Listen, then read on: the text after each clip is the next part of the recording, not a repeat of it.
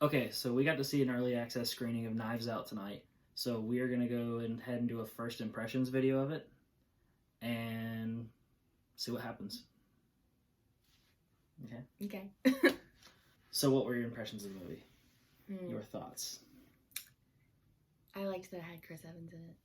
That's about it? The funny parts were all at the end. I mean, there was some humor throughout it. I mean, but very little. I mean, Not like the whole theater is laughing with you. That was all at the end. Yes, it's Rian Johnson's style. That's kind of his thing as a director. I guess you're the nerd. His style. I love the movie. It's not in my top probably 5 for this year, but it was great. I like the humor. Chris Evans' character was it's not Captain America, that's for sure. Daniel Craig was great. Didn't necessarily like the accent that much. And I like that they made fun of it. But besides that, I think the movie was really good. Without going into spoilers, anything else that stuck out to you? I mean, like you said, I kind of like how they made fun of things because, like, when they made the comment about it looking like he lived at Clue or whatever, it felt like I was watching a Clue movie, so... I mean, it's not a spoiler. He's a murder mystery writer, and it makes sense, and it's really interesting how the house works and stuff because of, there's secret passageways. His study is up a secret passageway up into essentially the attic. I've always wanted to live in a house with a secret passage. Oh, yeah. So, that would have been cool. I mean, Ben Affleck's house is like that. I don't care. He has a bat cave in his house. I don't care. If you had to score the movie, what would you give it out of 10? I mean, it's not my favorite movie, but that's not my kind of movie. Like, that's not my first pick. But I thought it was really good, and it kept my attention, that's for sure. I didn't, fall asleep. There's been movies where I fell asleep. And that's very rare because I really enjoy movies, and I want to know what's happening. But, yeah, if I fall asleep, no.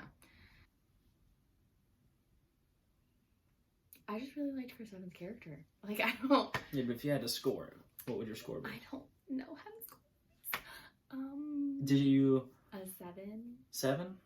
Okay. So, a little above average movie. Yeah. Is entertaining enough to watch and keep up with. I would probably give it an 8.5 out of 10. I mean, I enjoyed it. The twists were really interesting. They weren't super obvious. I mean, it's a whodunit movie. There's going to be twists and turns, and that's the point of those movies, is to find out who the killer is. I was really confused in the beginning. Pretty much everyone's always a suspect. The family was horrible, but everyone played their role well. Jamie Lee Curtis did good in her role. Michael Shannon did good in his role as the, younger son who runs the company, who's getting, I thought there was some stuff that it didn't necessarily need, but I mean, it's the times that is, so they're going to use it. I mean, I don't think them politically arguing all night in that one scene, calling the son a Nazi and all that stuff, like, I mean, it was a little wild there. That particular kind of thing was kind of funny. I mean, it was, but there was a part where it was like really modern, and I was like, we don't really need to bring that in here. Yeah, and they just kept going with it. It's like, oh, come on, it doesn't have to be there. You're just throwing it in there to throw it in there.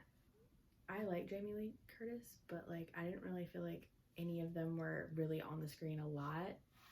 And I mean, the movie was have a good gauge of whether or not they were. They were good in the role they were given, and they weren't the stars of the movie. No, there was mostly like 3 characters in this movie. Yeah, and that was the point. I mean, the detective, the stuff with Christopher Plummer was pretty good. The victim was a good character from what you saw of him. He had good reasons, good motives for what he did.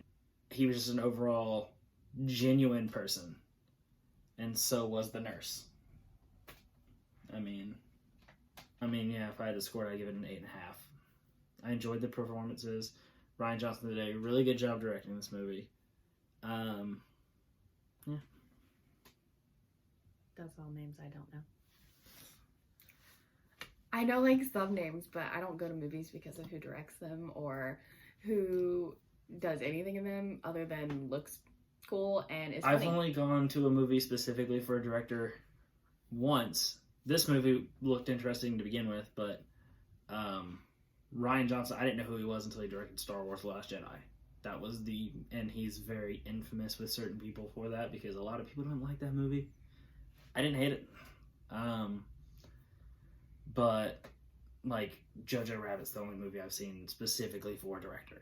And that's because I really like that. I like Taika Waititi. He did a great job with Thor Ragnarok and What We Do in the Shadows. So I like his sense of humor. Only thing I understood out of any of those? Thor Ragnarok. Correct. Yes.